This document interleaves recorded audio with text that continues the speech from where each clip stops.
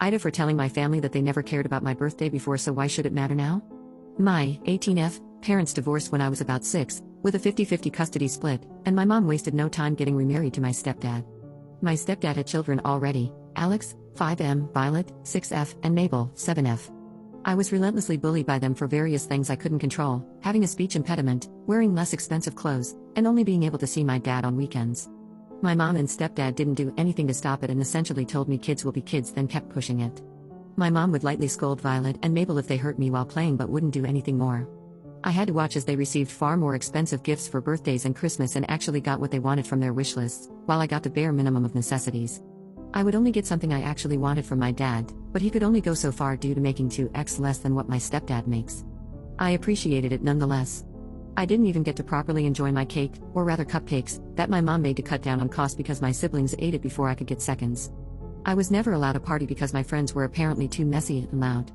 Around age 10, I pretty much stopped expecting them to put effort into my birthday and just kind of let it pass by whenever I was with them. Yesterday was my 18th birthday, and I decided to spend it with my friends, boyfriend, and dad. I was pretty much out all day and came back at around nearly 10 p.m. My mom was waiting for me with my stepdad and pretty much blew up on me for not spending the day with them. Apparently, they prepared a small celebration for me that got wasted because I wasn't there. They were both going off on me for being inconsiderate and ungrateful.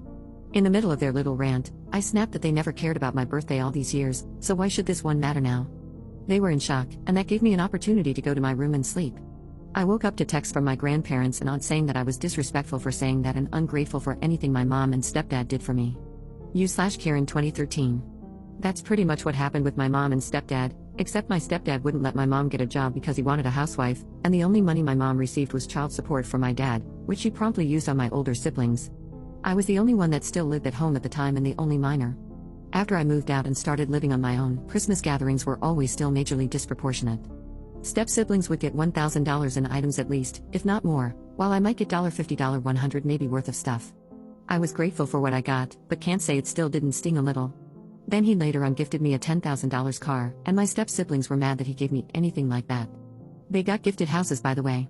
I never actually resented my stepdad, to be honest, I just resented my mom a little for putting me in that position. Your stepdad probably told your mom that she was responsible for you and he wouldn't provide anything extra. Meanwhile, she was probably reaping the child support benefits off your dad, so he couldn't afford to buy anything extra special for you. You are 18 now, just move in with your dad if you can. You should also write down your feelings and leave it for your mom and stepdad to read. I doubt they will give you a chance to say it all face to face. U/Firefly 232. Consider texting them back with everything you've said here. Do this in a factual way.